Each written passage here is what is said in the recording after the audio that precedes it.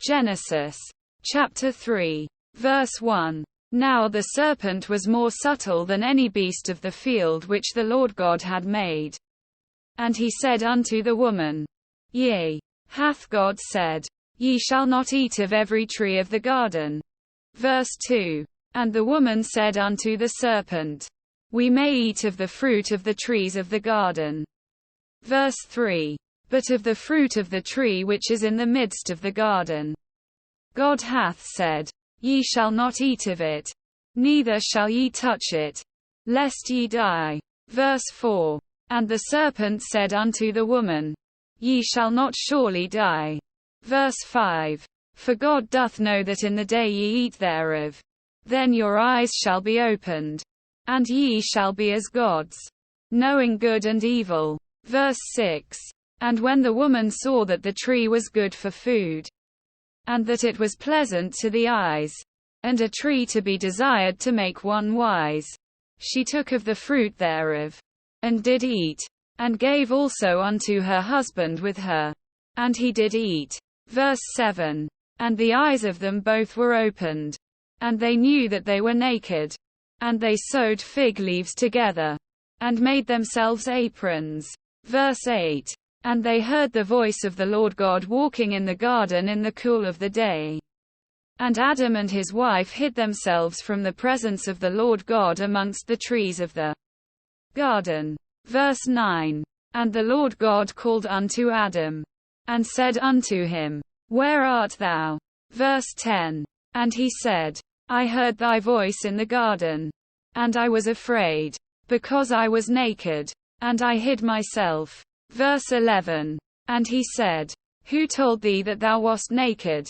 Hast thou eaten of the tree, whereof I commanded thee that thou shouldest not eat? Verse 12. And the man said, The woman whom thou gavest to be with me, she gave me of the tree, and I did eat. Verse 13. And the Lord God said unto the woman, What is this that thou hast done? And the woman said, The serpent beguiled me, and I did eat. Verse 14.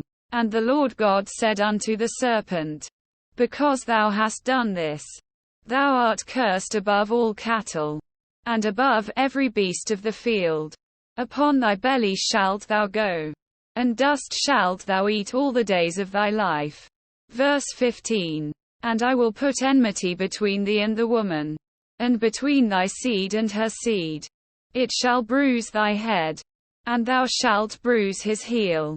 Verse 16. Unto the woman he said, I will greatly multiply thy sorrow and thy conception. In sorrow thou shalt bring forth children, and thy desire shall be to thy husband, and he shall rule over thee. Verse 17. And unto Adam he said, Because thou hast hearkened unto the voice of thy wife, and hast eaten of the tree, of which I commanded thee, saying, Thou shalt not eat of it. Cursed is the ground for thy sake.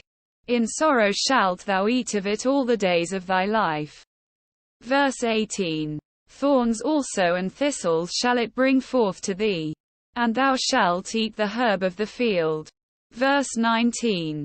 In the sweat of thy face shalt thou eat bread, till thou return unto the ground. For out of it wast thou taken. For dust thou art, and unto dust shalt thou return. Verse 20. And Adam called his wife's name Eve, because she was the mother of all living. Verse 21. Unto Adam also and to his wife did the Lord God make coats of skins, and clothed them. Verse 22. And the Lord God said, Behold, the man is become as one of us, to know good and evil. And now, lest he put forth his hand, and take also of the tree of life, and eat, and live forever. Verse 23. Therefore the Lord God sent him forth from the Garden of Eden, to till the ground from whence he was taken. Verse 24. So he drove out the man, and he placed at the east of the Garden of Eden cherubims, and a flaming sword which turned every way, to keep the way of the tree of life.